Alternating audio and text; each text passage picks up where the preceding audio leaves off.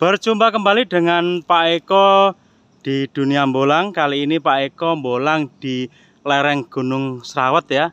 Di atas itu Gunung Serawat, ini kita berada di lerengnya.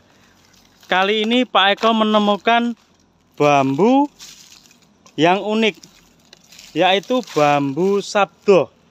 Itu bambu sabdo lututnya. Ini di bawah ya, itu bambu sabdonya.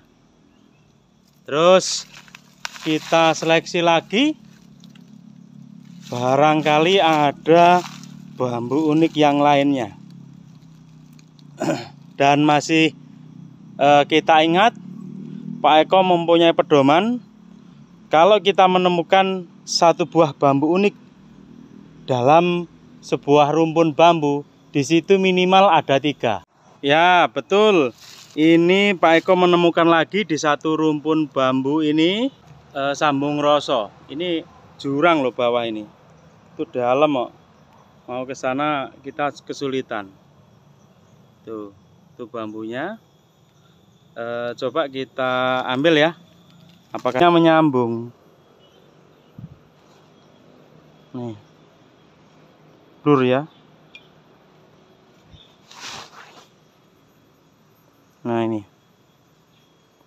di sini ini juga ada pendek-pendek ini.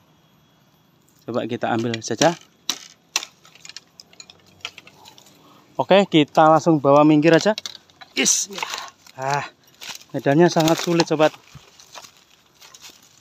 Maklum kita berada di lereng gunung kok. Kita sekarang lanjut ke atas sana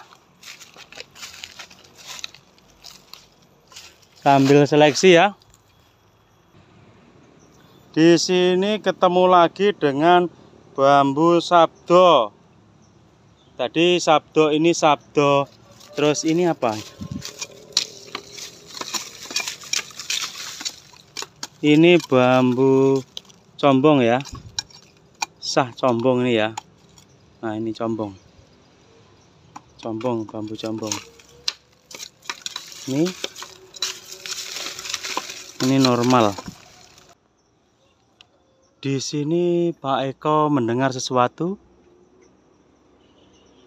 seperti jangkrik tapi di atas. Kita perlahan-lahan ya.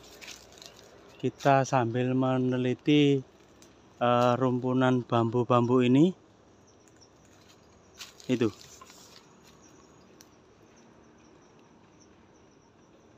Bukan suara bambu, itu tik tik tik tik tik.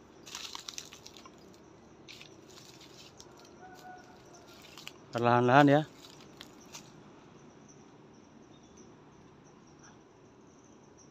Tidak terdengar lagi. Tadi bunyi tik tik tik tik tik tik.